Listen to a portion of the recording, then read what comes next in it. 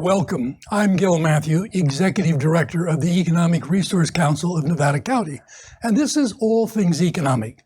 Today we take a look at shrinkflation. So you buy a bag of your favorite chips only to find there seems to be less inside than you remember. Or perhaps your favorite cereal box feels lighter, yet the price hasn't changed. And you're right, there are less chips and fewer ounces. This phenomenon is called shrinkflation, and it's become increasingly common in today's economy. While it may seem like a simple marketing trick, shrinkflation is actually rooted in several important economic concepts, including behavioral economics, price elasticity of demand, and information asymmetry. And I know how much you like to learn about these things. So let's begin with shrinkflation itself. Shrinkflation occurs when a company reduces the quantity or size of a product while maintaining the same retail price.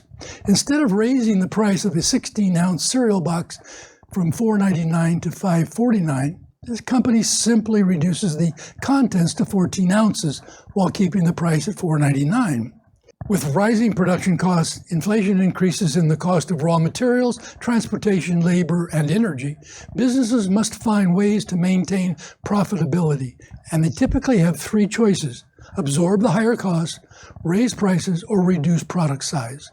Many choose the third option because of how consumers make purchasing decisions.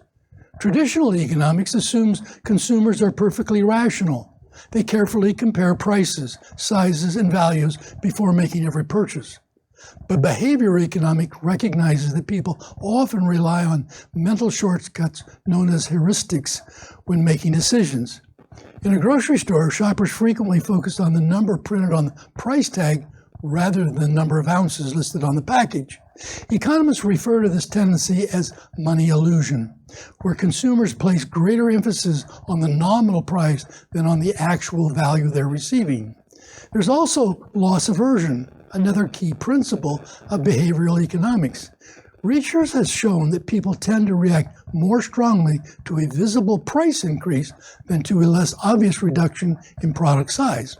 In other words, paying 50 cents more feels like a bigger loss than receiving 2 fewer ounces of cereal, even if the economic impact is identical.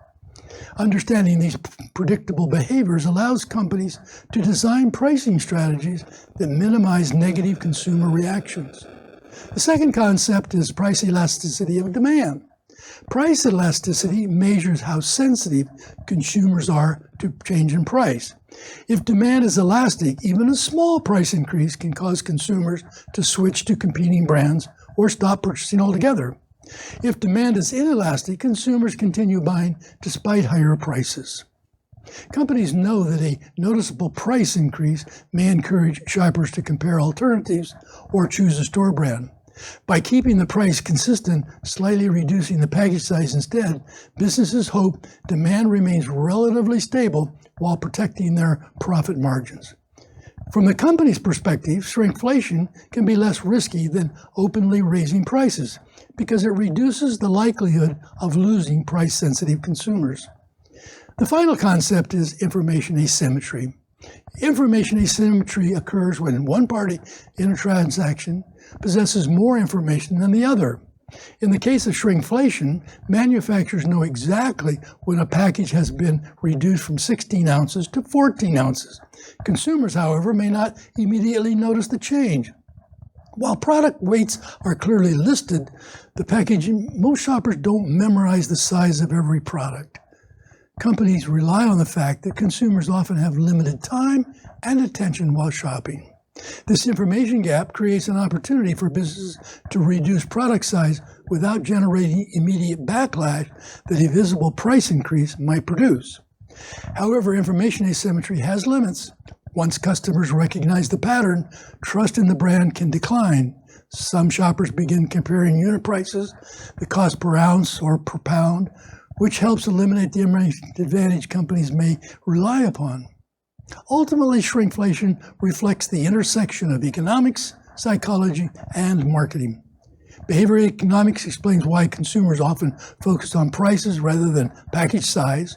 Price elasticity helps businesses predict whether customers will continue buying after prices change. Information asymmetry shows how unequal access to information can influence purchasing decisions. Shrinkflation isn't simply about making products smaller. It's about understanding consumer behavior and using economic principles to navigate rising production costs while remaining competitive. Economics isn't just something that happens on Wall Street or in government policy. It shapes the choices we make every time we shop. So again, this is Gil Matthew with All Things Economics saying, until next time, be well and thrive.